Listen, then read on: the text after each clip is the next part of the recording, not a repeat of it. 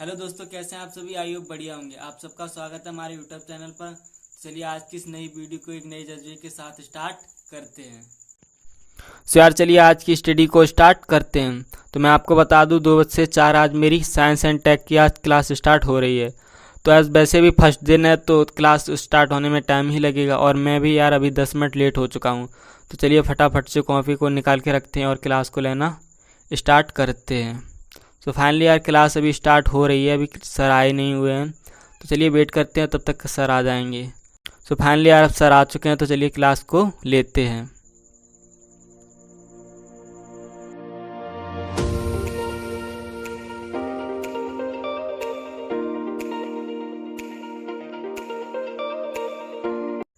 सो यार अभी 4 बज चुके हैं और 4 से लेकर 6 के बीच में मेरी कोई क्लास नहीं है, तो मुझे थोड़ा घर का काम है तो वो करवा लेते हैं। और फिर 6 के बाद मेरी पॉलिटी की क्लास स्टार्ट होती है जो 8 बजे 8:30 भी चल जाती है, तो 8 बजे के बाद ही ख़त्म होती है। तो चलिए फिर बाद में मिलते हैं खाना खा पी के।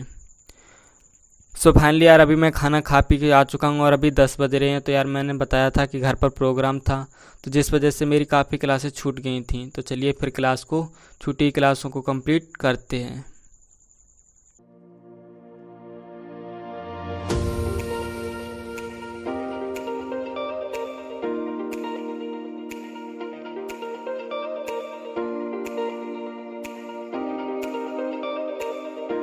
सो फाइनली यार अभी 12 बज रहे हैं और मैं अपनी क्लास कर चुका हूँ। तो चलिए फिर थोड़ा अभी नींद भी नहीं आ रही है तो थोड़ी एनसीईआरटी को पढ़ते हैं।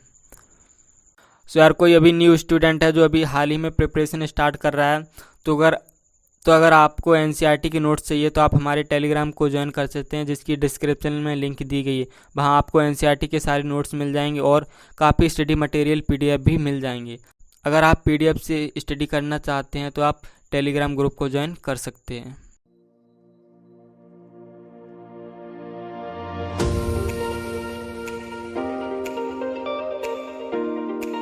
सो यार काफ़ी लोग पूछते हैं कि एनसीईआरटी को पढ़ते हैं तो एनसीईआरटी में पढ़ते हुए हाईलाइट कैसे करें। जब पढ़ते हैं तो सभी इम्पोर्टेंट लगता है, तो किन किन चीज़ों को हाईलाइट करना चाहिए। तो मैं अपने अनुभव के अनुसार बताता हूँ जो मैं करता हूँ। जैसे मैं हाई स्कूल की एनसीईआरटी बुक को पढ़ रहा था, उसमें फर्स्ट चैप्टर था विकास। तो इस विकास में पढ़ते मैंने स्टार्टिंग में पढ़ा, जो यहाँ से यहाँ तक के लेकर के मुझे विकास के बारे में बताया गया, तो विकास है क्या। तो इतना मैंने हाईलाइट कर लिया। बकाया नीचे भी चीज़ें दी गई हैं, तो ये सब इसका एक्सप्लेनेशन दिया गया है। विकास को समझाने के लिए काफ़ी उदाहरणों के साथ और कुछ के साथ दिया गया है। उसके बाद हमें आगे मिलती है हेडिंग अन्य लक्ष्य, आय और अन्य लक्ष्य। तो अन्य आय इसमें पढ़ोगे तो इसने पॉइंट में ही इसका मुख्य पॉइंट दिया गया और इसे आय और अन्य लक्ष्य को समझाने के लिए यहाँ से यहाँ तक दिया गया। अगर पढ़ोगे तो पूरा ही इम्पोर्टेंट लगेगा, क्योंकि उसको ही समझाया गया विस्तार रूप से। लेकिन हमें पढ़ने के लिए सिर्फ इतना इतना हाईलाइट किया, क्योंकि इसमें ही मुख्य पॉइंट दिया गया है। आगे ऐसे यहाँ पर ये दिया गया था जो विकास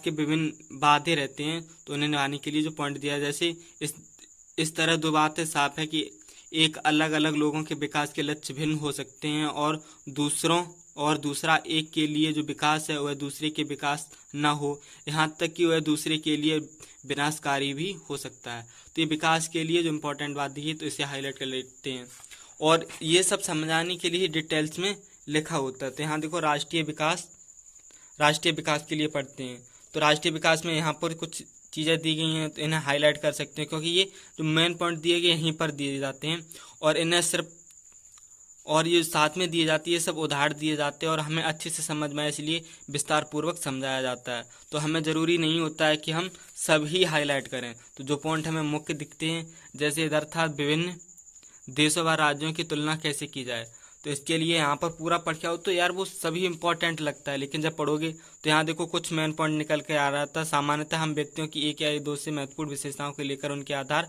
में तुलना करते हैं।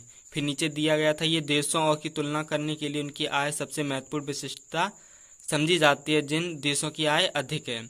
तो और उसके बाद आगे देखो औसत आय में दिया गया था हम औसत आय तुलना करते हैं, जो कि देश की आय को कुल जनसंख्या से भाग देकर निकाली जाती है। औसत आय को प्रति व्यक्ति आय कहा जाता है। यहाँ से यहाँ तक अगर तुम पढ़ के आओगे तो यहाँ से इतना ही समझाया गया है कि प्रति व्यक्ति आय क्या है।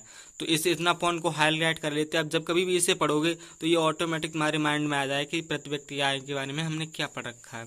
उसके बाद ये नीचे आता है तो उसमें देखो दिया गया है विश्व बैंक की विश्व विकास रिपोर्ट के अनुसार देशों का वर्गीकरण करने में इस मापदंड का प्रयोग किया जाता है जिनकी सन 2017 में प्रति व्यक्ति आय $US में दी गई है 12,056 प्रति वर्ष या इससे अधिक है उसे समृद्ध देश। वे देश जिनकी प्रति व्यक्ति आय $US में 995 प्रति वर्ष या उससे कम है। तो इस हिसाब से जो मेन पॉइंट दिया गया और इसे ही पढ़ोगे तो यहाँ से वही चीज़ें समझाई जाती हैं। बस हमें मेन पॉइंट छांटना होता है कि यहाँ पर क्या मेन पॉइंट दिया गया और उसे ही हमें हाईलाइट करना होता है। आई होप आपको समझ में आया होगा कि हमें पढ़ते टाइम हाईलाइट क्या करना चाहिए।